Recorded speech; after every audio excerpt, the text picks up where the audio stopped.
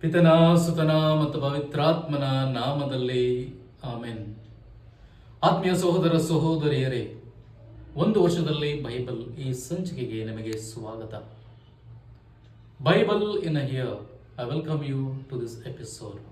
My dear friends, we'll be reflecting on the book of Genesis, chapters 29-30, book of Job, chapters 19-20, and book of Proverbs, chapter 3, verses 5 to 8.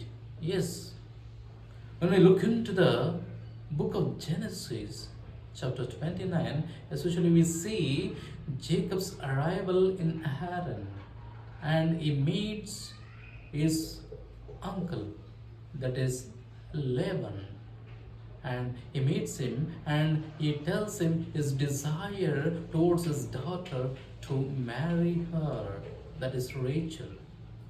ಹೌದು ಪ್ರಿಯರೇ, ಇಲ್ಲಿ ನಾವು ಈ ಒಂದು ಅಧ್ಯಾಯವನ್ನು ನೋಡುವಾಗ 29ರ ಅಧ್ಯಾಯದಲ್ಲಿ ಇಲ್ಲಿ ಯಾಕೋಬನು ಹಾರಾನ್ ನಾಡಿಗೆ ಬರುತ್ತಾನೆ. ಮಾತ್ರವಲ್ಲ, ಆತನ ಸೋದರ ಮಾವನನ್ನು ಅಂದರೆ ಅಮ್ಮನ ತಮ್ಮನನ್ನು ಭೇಟಿಯಾಗುತ್ತಾನೆ. ಮಾತ್ರವಲ್ಲ, ವಿಶೇಷವಾಗಿ ಆತನ ಮಗಳಾದ ರಾಕೇಲನ್ನು ಮದುವೆಯಾಗಲು ಇಚ್ಛೆ ಪಡುತ್ತಾನೆ. ಆಕೆಯನ್ನು ಪ್ರೀತಿಸಲು ಅವನು ಶುರು ಮಾಡುತ್ತಾನೆ. ಅಲ್ಲಿಂದ ಅವನ ಒಂದು ಪಯಣ ಶುರುವಾಗುತ್ತದೆ ಆ ಒಂದು ಹಾರಾನ್ ನಾಡಿನಲ್ಲಿ. ಹೌದು, ಅದೇ ರೀತಿ ಇಚ್ಛೆಯಂತೆ. ಆದರೆ ಅಮ್ಮ ಹೇಳ್ತಾನೆ, ಬೇರೆ ಯಾರಿಗಾದರೂ ಒಲಿಸುವುದರ ಬದಲು ನನ್ನ ಸಹೋದರಿಯ ಮಗನಿಗೆ ಒಲಿಸುವುದು ಸೂಕ್ತ ಎಂಬುದಾಗಿ ಅವನು ನಿರ್ಧಾರ ಮಾಡುತ್ತಾನೆ. ಹೌದು, and here we see especially meeting his uncle Laban. He says, not only working in your field, I will also work for your daughter to marry her. And Jacob comes to the land of Haran. Yes, and he does work in his field, and wherever he is and wherever he was, he does everything for his uncle to gain the heart of Rachel. Yes my dear friends, ವಿಶೇಷವಾಗಿ ರಾಕೇಲಳ ಮನಸ್ಸು ಗೆಲ್ಲುವುದಕ್ಕಾಗಿ 7 ವರ್ಷಗಳ ಕಾಲ ಅಲ್ಲಿ ಅವನು ವಿಶೇಷವಾಗಿ ಆ ನೆಲದಲ್ಲಿ ದುಡಿಯುತ್ತಾನೆ. ಹೌದು, ಪುನಃ ನಾವು ನೋಡುತ್ತೇವೆ ಇಲ್ಲಿ ರಾಕೇಲನನ್ನು ಒಲಿಸುವುದರ ಬದಲು ಆಕೆಯ ಅಕ್ಕನನ್ನು ಅಂದರೆ ಲೇಹಾಳನ್ನು ತನ್ನ ಸೋದರ ಮಾವ ಅವನಿಗೆ ಒಪ್ಪಿಸ್ತಾನೆ. ಆದರೂ ಸಹ ಅವಳನ್ನು ಮದುವೆಯಾಗುತ್ತಾನೆ ಮತ್ತು ಇಬ್ಬರನ್ನು ಮದುವೆಯಾಗಿ ಇಬ್ಬರಿಗೂ ಮಕ್ಕಳಾಗುತ್ತವೆ. ಇಬ್ಬರಿಗೂ ಮಕ್ಕಳಾದ ಮೇಲೆ ಆ ನಾಡಿನಲ್ಲೇ ಸುಮಾರು 20 ವರ್ಷಗಳ ಕಾಲ ಇರುತ್ತಾನೆ. ಒಂದಲ್ಲ ಎರಡಲ್ಲ, ಚಿಕ್ಕ ಮಗಳಿಗಾಗಿ 7 ವರ್ಷ, ದೊಡ್ಡ ಮಗಳಿಗಾಗಿ 7 ವರ್ಷ ಸೇವೆ ಮಾಡುತ್ತಾನೆ. ಹಾಗೂ ವಿಶೇಷವಾಗಿ ಇನ್ನು 6 ವರ್ಷ ಆ ನೆಲದಲ್ಲಿ ಸೇವೆ ಮಾಡುತ್ತಾನೆ. ಇದನ್ನು ಈ ಒಂದು ಅಧ್ಯಾಯದಲ್ಲಿ ನೋಡ್ತೇವೆ. We see Laban's land is completely tilled and looked after by Jacob. ಹೌದು ಪ್ರಿಯರೇ, ಅದೇ ರೀತಿ ನಾವು ಯೋಬನ ಗ್ರಂಥಕ್ಕೆ ಬಂದರೆ ಅಧ್ಯಾಯ 19-20ರಲ್ಲಿ ನೋಡುತ್ತೇವೆ, ಯೋಬ ನರಕ ಯಾತನೆಯಿದ್ದಾನೆ, ಯಾವಾಗ ನನಗೆ ನ್ಯಾಯ ಸಿಗುವುದು ಎಂಬುದಾಗಿ ಪರಿತಪಿಸುತ್ತಿದ್ದಾನೆ. ಮಾತ್ರವಲ್ಲ, ಇಲ್ಲಿ ವಿಶೇಷವಾಗಿ ತನ್ನ ಸ್ನೇಹಿತ ಝೋಫರ ಮತ್ತು ಬಿಲ್ದದ್ ಇತರರು ಇವನನ್ನು ಬಹಳವಾಗಿ ಹಿಂಸಿಸುತ್ತಾರೆ, ನಿಂದಿಸುತ್ತಾರೆ. ಆದರೂ ಸಹ ಯಾವುದಕ್ಕೆ ಎದುರುವುದಿಲ್ಲ. ಇವನು ಕೊನೆಯದಾಗಿ ದೇವರಲ್ಲೇ ನಂಬಿಕೆ ಇಡುತ್ತಾನೆ.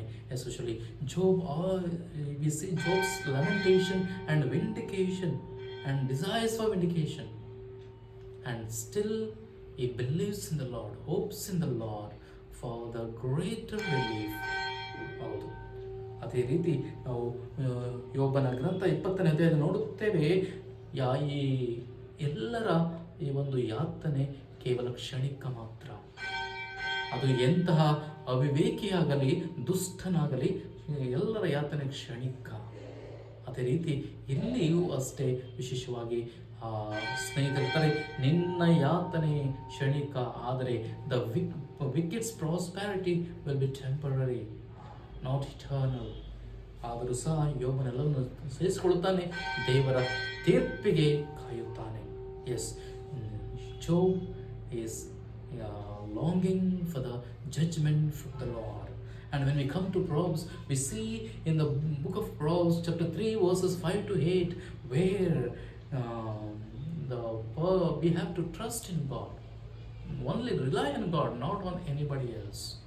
ಹೌದು, ಎಷ್ಟೋ ಬಾರಿ ನಾವು ಬೇರೆಯವರ ಮೇಲೆ, ಹಣದ ಮೇಲೆ, ವ್ಯಕ್ತಿಗಳ ಮೇಲೆ ನಾವು ಎಷ್ಟೋ ಬಾರಿ ಹೊಂದಿಕೊಳ್ಳುತ್ತೇವೆ. ಇಲ್ಲ, ನಾವು ದೇವರ ಮೇಲೆ ಹೊಂದಿಕೊಳ್ಳಬೇಕು, ದೇವರನ್ನೇ ನಂಬಿ ಬಾಳಬೇಕು. You have to rely on God, depend upon God and for his worthiness and for his comfort and for his especially eternal love upon the family. ಆದ್ದರಿಂದ ಅವರ ಶಕ್ತಿ, ಅವರ ಮಹಿಮೆಗಾಗಿ ಅವರಲ್ಲಿ ಹೊಂದಿಕೊಂಡು ಬಾಳೋಣ. ಅದಕ್ಕಾಗಿ ನಾವು ನಮ್ಮನ್ನೇ ಅರ್ಪಿಸೋಣ. ಹೌದು, ಈ ಒಂದು ಸಂಚಿಕೆ ವಿಶೇಷವಾಗಿ ದೇವರ ವಾಗ್ದಾನ ನವೀಕರಣಗೊಳ್ಳುತ್ತದೆ. We see Lord keeps his faithfulness to the Abraham's descendants and his promises continue. It continues. It will never stop. Though despite of human flaws, Lord blesses Jacob. Even Lord blesses Esau, his brother. Though Jacob deceived his brother and Laban deceived his son-in-law, that is Jacob, but the Lord blesses all of them and forgiving their sins. Yes, ಆದ್ದರಿಂದ ಇಂದು ನಮ್ಮನ್ನೇ ದೇವರಿಗೆ ಅರ್ಪಿಸೋಣ. ದೇವರ ಮಹಿಮೆಗಾಗಿ, ದೇವರ ತೀರ್ಪಿಗಾಗಿ, ದೇವರ ಒಳಿತಿಗಾಗಿ ಕಾಯೋಣ. ಅದಕ್ಕಾಗಿ ಪ್ರಾರ್ಥಿಸೋಣ. ಪಿತನ, ಸುತನ ಮತ್ತು ಪವಿತ್ರ ಆತ್ಮನ ನಾಮದಲ್ಲಿ ಆಮೇನ್. God bless.